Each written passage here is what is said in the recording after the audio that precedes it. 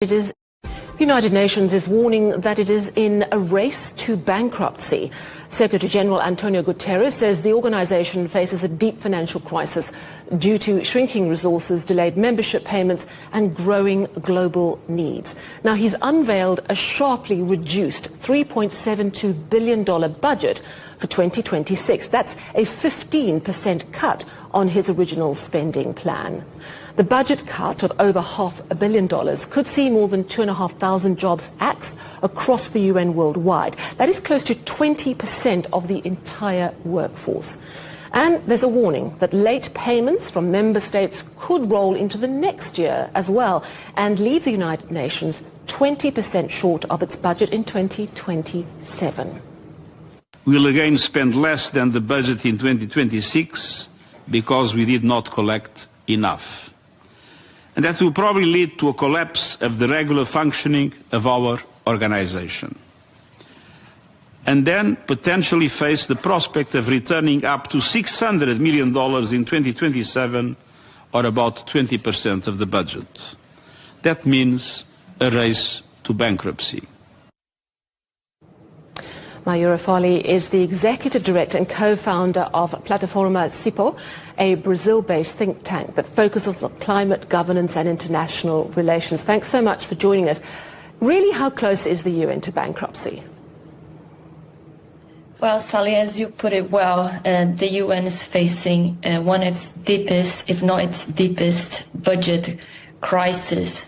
And the consequences for that are catastrophic in terms of job losses, as you said, but also in terms of people on the ground, right? People tend to think of the UN as New York, Geneva, where its main headquarters are, but the UN is present in over 150 countries. It's involved in dealing with conflict, humanitarian emergencies, health crises, and those places is where people will be affected the most by its severe budget cuts that the Secretary-General has announced. So those cuts are going to hurt, but who is to blame for this financial crisis in the UN? Well, the US is without a doubt the main source of concern because the US has been traditionally the largest contributor to the UN regular budget. So the Trump administration's hostility towards the UN, it's bad news not only in terms of politics, but also in terms of finances. And yeah, I'd credit the main cause of this problem to the United States. I mean, the US, I think, their payment is about 22% of the entire budget.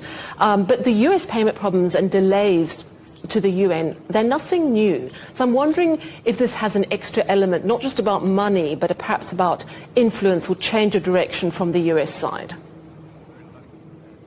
For sure. The UN has, faced financial challenges over the course of the years. This is not a new problem, but I think it's important for us to have in mind that the UN operates into a broader ecosystem. It operates alongside NGOs, other humanitarian agencies. And what we've seen in recent years, not only in the US, but also in other major economies in Europe, for instance, is a sharp decline in foreign aid, which has direct and indirect impact for the United Nations. So the political signals are concerning. Yeah, and I mean, you mentioned the humanitarian concerns, but also we know that the UN has a peacekeeping force, and we have a number of ceasefires, notably the one in Gaza at the moment, looking pretty fragile. But could these budget cuts really impact the peacekeeping efforts of the UN? Yes, certainly. When we're talking about 15% cuts, so as much as the UN Secretary-General is trying to increase efficiency and optimize resources, the organization will not remain intact, and a large part of its work relate to peace operations. The UN is on the ground trying to bring out peace and stabilization to many countries. So certainly we will see an impact in those conflict-affected regions. Could you see any way through this financial crisis? Is there a solution here? Ultimately, Sally, I'd say that everything comes to politics, right? It is about prioritization. We saw last year a record record investments in military spending. We're talking about 2.7 trillion US dollars, which were allocated to that.